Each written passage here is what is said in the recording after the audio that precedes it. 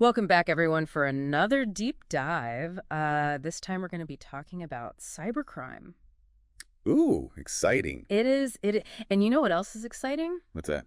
It's that we're going to be telling the tale of a cybercriminal mastermind known only as the Elusive Coder, and this is going to be across 3 parts. 3 parts. Wow, this must be juicy. It is a very long story, and the best part is it's fictional, B-U-T. Yeah. It's based on some real events that happened. Oh, so we're talking early internet. Exactly. Early 2000s, lots of crazy things were happening back then. Yeah, Wild West. Absolutely. So to help us talk about this and give us some, real world background, we have Marie Becker with us. Marie, welcome to the show. Thanks for having me. Now, Marie, you actually worked on cybercrime cases with the Federal Criminal Police Office in Germany, so you know what you're talking about. I've seen a few things. Okay, so let's set the scene. Germany in the early 2000s. Okay. Banks, right? They're getting really dependent on computers. And all of a sudden, major institutions are getting hit with these data breaches. Like, how big are we talking? Tens of thousands of accounts. Oh, wow. What was it like to be an investigator back then? Oh, man, just imagine. Yeah. You're an investigator, you see all these breaches, and at first they seem totally random, right? Yeah, like coincidence. Exactly. Right. But then you start to notice similarities in the code used in the attacks. Okay. Almost like a fingerprint. Oh. And then you realize that you're not dealing with just some random hackers. Yeah. You're dealing with something much bigger, something more organized. Oh, so like a mastermind? Yeah, exactly. It was Yeah. like piecing together a puzzle, except the pieces were lines of code. Whoa, that's cool. And the picture that those lines of code painted Yeah. was a cybercrime masterpiece. So this is where the Elusive Coder comes in? Yes, the artist behind this masterpiece. Okay. And their signature was a virus, Okay. unlike anything security experts had ever seen before. What made it so unique? I mean, was it like super complex code? Well, the code itself was really sophisticated, don't get me wrong. Yeah. But what really set it apart was how elegant it was. Elegant. Think about it like this. Back then, most viruses were like a blunt instrument, Okay. just leaving a trail of destruction and super easy to detect. Right. So messy. Yeah, exactly. This virus was different.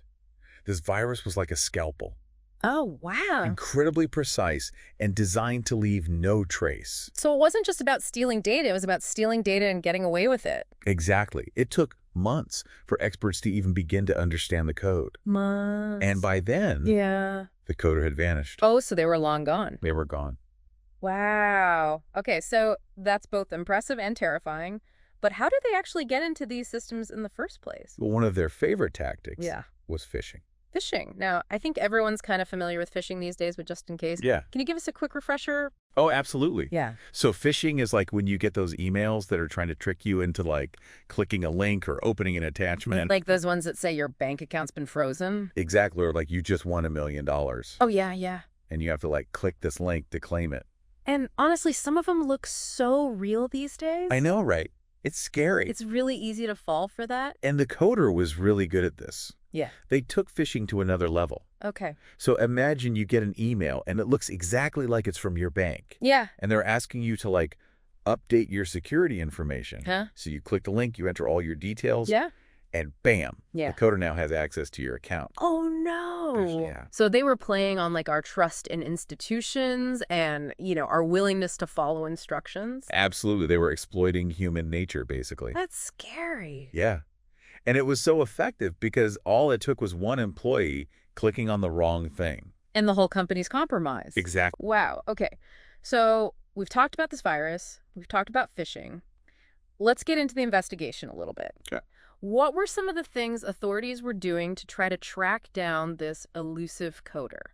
So they were doing a lot of things. They were monitoring those darknet forums. So like where hackers hang out. Yeah, exactly. Yeah. And hoping to pick up any chatter about the coder or their exploits. Oh, so like going undercover almost. Kind of. They were also using what we call honeypots. Honeypots. What's that? It's like a fake file oh, yeah. that's designed to lure the coder in. Oh, so they're trying to like trick the coder? Exactly. Oh, that's really smart. Yeah, but you have to remember, this is the early 2000s. Right. Cybersecurity was a really new field back then. So they were playing catch up. Totally. They Yeah. were always trying to understand this new type of criminal. I bet that was frustrating. Always incredibly frustrating because They were always a step behind. Always one step behind the elusive coder. Always. That's a great place to stop, I Uh, think. For part one, at least, we'll come back and we'll talk more about how this whole investigation unfolded. Can't wait. Me neither. It's going to be good. I mean, it did feel like a game to them sometimes. Like they were just seeing how far they could go. Yeah, pushing the boundaries. And it escalated like big time. Yeah.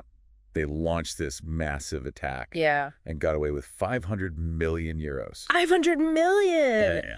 Oh my gosh, I can't even imagine that much money. That was a huge turning point. Okay. That's when the big guns came out, like the BKA. That's the Federal Criminal Police Office, right? Yeah, and they even brought in international partners to help. Oh, wow. So this was like a global manhunt. They realized this wasn't just some isolated case anymore. This was serious. Yeah, that's not just about recovering the money at that point. No, at that point, it was about catching this cyber criminal. Yeah, like stopping them before they could do more damage. Exactly. And of course, everyone wanted to know who was behind it all. Yeah, like who is this elusive coder? Right? There's so many theories flying around. Okay, what were some of the popular ones? Well, one theory was that they were a lone wolf. Okay, so like the classic Hollywood hacker. Yeah, like some genius programmer working alone in a dark room. Yeah, fingers flying across the keyboard. Exactly. The code was just so unique. You know, Yeah. it really did seem like the work of a single mind. Okay, so lone wolf, that's one theory. But then some people thought it could be a whole team. Oh, okay, so not just one person. No, like a whole organized group of hackers. Oh, like a digital mafia? Kind of. It would explain how they could pull off those complex attacks. Yeah, that makes sense, like coordinating across multiple targets. Exactly. And then there was the insider theory. Okay, what's that? The idea that the coder was actually a disgruntled ex-employee. Oh, so someone with a grudge? Yeah, someone who knew the bank's security systems inside and out. And had a motive. Right. So they were trying to catch this person, but they didn't even know who they were looking for. That's the crazy part. That must have been so hard. Yeah, it was. And you know what? They never caught him. They never caught him. Nope. To this day, the coder's true identity is still a mystery. Wow, so they just vanished. Vanished into thin air.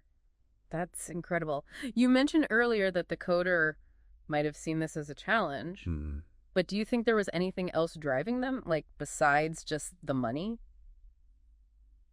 It's hard to say for sure, Yeah. but some people believe they might have had some sort of ideology. Oh, okay, like what? Maybe they saw themselves as like a digital Robin Hood, Okay.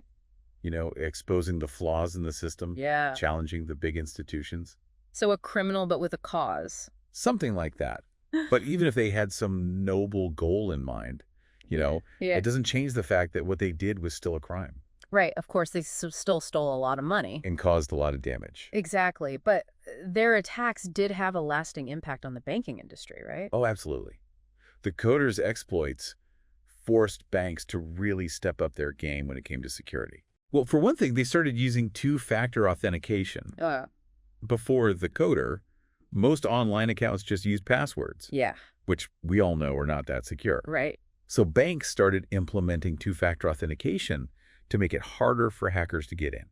So even if someone gets your password, they still need that second factor. Exactly. It adds an extra layer of protection. That makes sense. They also started investing more in security research, right? Oh, yeah. Huge investments. Right, okay. They started developing better firewalls, Yeah. intrusion detection systems, all sorts of things. So it was like a cyber arms race? You could say that. Yeah, criminals developing new ways to attack, Uh-huh. and the security industry trying to stay one step ahead. Exactly. It's a constant battle. But you mentioned something really interesting earlier about the human element. Mm-hmm. You said the coder exploited human trust with phishing. Right. Are you saying that even with all this technology, humans are still the weakest link? Often. Yes. Really? Yeah. I mean, no matter how good your security is, it can all be undone if someone clicks on a bad link or gives away their password. That's true. I guess technology can only do so much. Exactly. So it's really about education and awareness, too. Absolutely. We need to be more careful about what we do online, you know? Yeah, like being more aware of phishing scams and things like that. Exactly. Being mindful of what information we share and who we share it with. Okay, so be careful what you click on, use strong passwords. Yes. And be aware of your digital footprint. Exactly. It's about taking responsibility for your own cybersecurity. It's like we're all playing a part in this. We are. And the coder's story is a reminder that cybercrime is real. Yeah. And it's not going away anytime soon. So even though the coder is from the past, their legacy lives on. It does. It shapes the way we think about security even today. That's a great point, and it's a good reminder that we all need to stay vigilant in this digital age. Yeah, it's crazy to think that a story from so long ago can still be relevant today. Yeah, times change, but the basics of cybersecurity stay pretty much the same. So, Marie, knowing what we know now about the elusive coder and how cybercrime has evolved, what are some of the big takeaways for our listeners? I think the most important thing to remember is that cybersecurity is everyone's responsibility. Okay, so it's not just about having the latest software. No, it's about being aware of the threats and taking steps to protect yourself. So like being proactive. Exactly. You don't want to wait until you've been hacked to start thinking about security. That's a good point. So what are some practical things our listeners can do to protect themselves? Well, first of all, be really careful about the emails you open and the links you click. Oh, yeah? Phishing. Exactly. Phishing is still one of the most common ways that hackers get into systems. And they're getting really good at making those emails look legit. I know, right?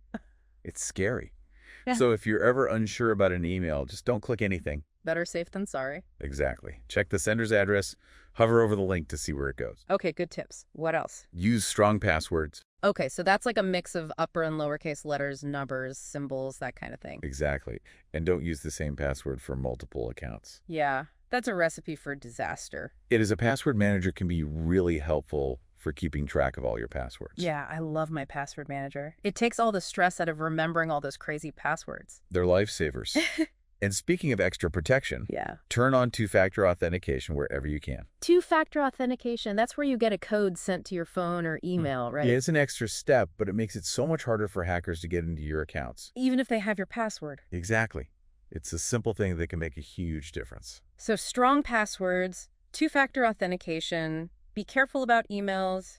Anything else? Oh, keep your software updated. Oh, yeah. Those updates can be annoying. I know, but they often include security patches that fix vulnerabilities. So it's like locking your doors and windows. Pretty much basic digital hygiene. Okay, got it. And I think you mentioned this earlier, but be aware of your digital footprint. Yes, be mindful of what information you're sharing online. Right, like social media posts, photos, things like that. Exactly. And be careful who you give your personal information to. That's great advice, Marie. So much good information here. My pleasure. I'm glad I could help. Well, thank you so much for being here today, Marie. This has been a really fascinating deep dive into the world of cybercrime. Thanks for having me. It was fun. And to our listeners, we hope you enjoyed this 3-part journey into the story of the elusive coder. Yes, stay safe out there. Exactly. The coder might be a figure from the past, but the lessons we can learn from their story are still relevant today. So remember, knowledge is power. And in this digital age, that knowledge can be your best defense. Stay curious, stay informed, and most importantly, stay safe.